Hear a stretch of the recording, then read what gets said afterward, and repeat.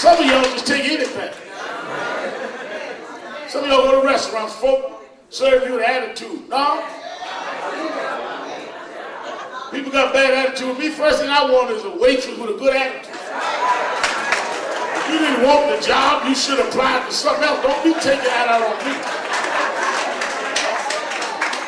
I'm gonna sit up here and spend money I ain't got and got to be insulted too. Some of y'all, see, I practice being respected. So when I get to political things, it just kick in because I practice being respected.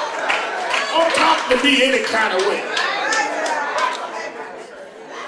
Jesse tell you he drive me. Police pull him over. What you pull us over for? Take out your ID. No, first you answer me.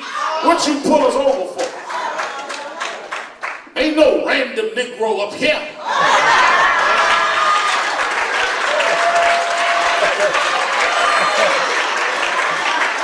You got to have a reason to ask us for ID. Oh, Reverend, I didn't see you. Well, you see me now. Now, what you pull me over for? Practice self-respect. Because once you condition yourself to being disrespected, it will continue as part of your personality in all things. But if you demand respect at any level, you demand it at everything.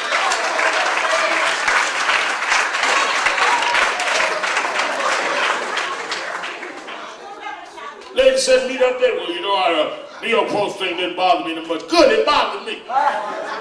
So you just get on out my way and let me go on to my mouth. It's all right with you, good. It ain't all right with me. Like I got to get somebody else's permission to get insulted.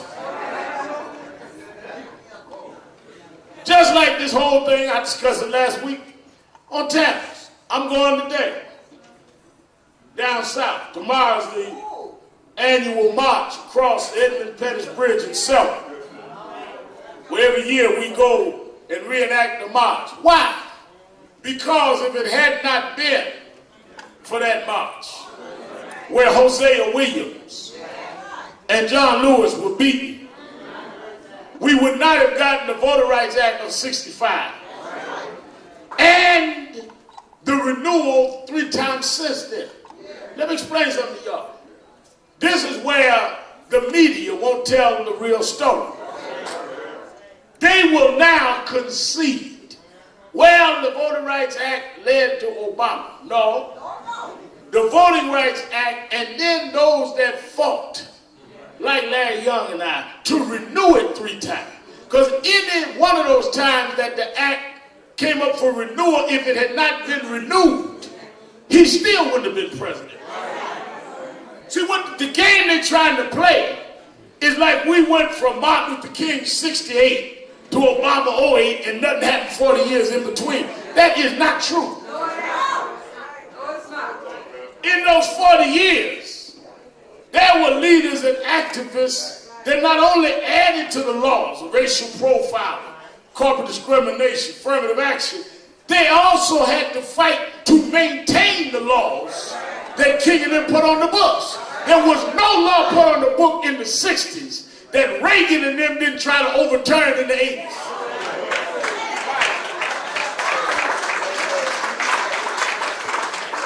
If it had not been for the civil rights leaders of today, those laws would have been reversed, which means in voting rights districts that had the long lines for Obama would not have been there. And the reason they don't want to discuss that is because they don't want to discuss they were part of the era of James Crow Jr. They talk about their daddy, Jim Crow, but they don't talk about them. That's why in Black History Month, you hear them show, they'll show you the movement down south, but they won't show you Howard Beach and Bensonhurst, because that's them. They don't want to talk about whites up Maryland, up north, Illinois, Cicero, because that's them. They own the media.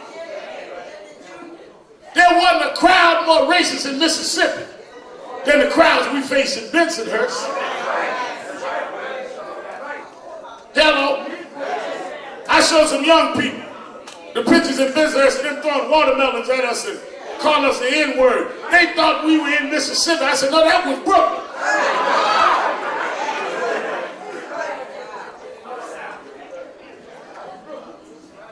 But they act like that didn't happen. And if we don't control the media, you will not tell your story. You got to be able to tell your children your own story. They need to know this was not a Southern thing. This was all over the country. And even today, part of the reason why a lot of our commitment this last year has been around education, one of the most racist notions we've ever seen is this notion of they can't learn. The biggest problem we got is some people have decided that some of our children are unlearnable. Well, who decides that? And once you allow people to put your children in the can't learn category, they have sentenced them to jail and ruination. No one should decide who's worthy of learning. I said at education conference the other day last, I said, well, suppose if I tell you, young boy, come out of a broken home, daddy left after he was a little boy, only seen him a few days in his life, raised by his mama on food stamps, and taken all over the world to grow up. Wouldn't you say that was an unstable background? Wouldn't you say that he couldn't really adjust and stabilize and learn? God said, yeah, probably that's true. I said, well, his name is Barack Obama. He in the White House.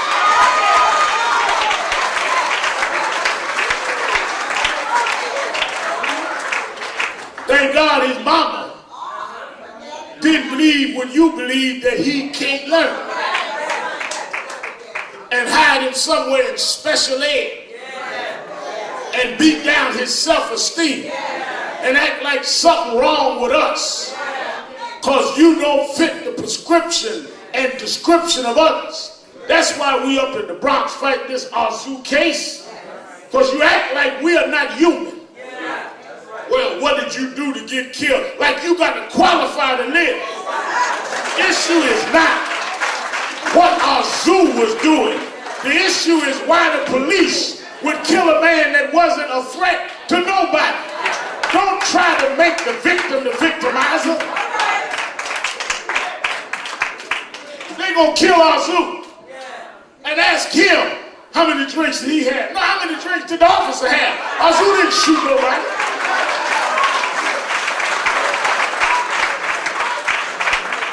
Shoot at Sean Bell 50 times, and you want to take an alcohol test on him rather than the guy shooting.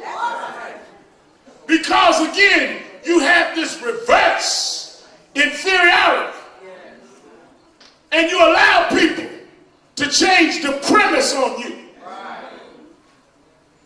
Whole nation going through this whole thing right now. We're exploring on domestic violence. Show you how sick we get. Everybody on this domestic violence because of this Chris Brown, Rihanna thing. They put out a picture, she beat up. And some people so jaded, rather than saying whatever happened, this is uncalled for, this is wrong, this is a shame. You got people walking around talking about, well, I wonder what Rihanna did. Whatever she did, it ain't got no justification for a man to put his hand on a woman.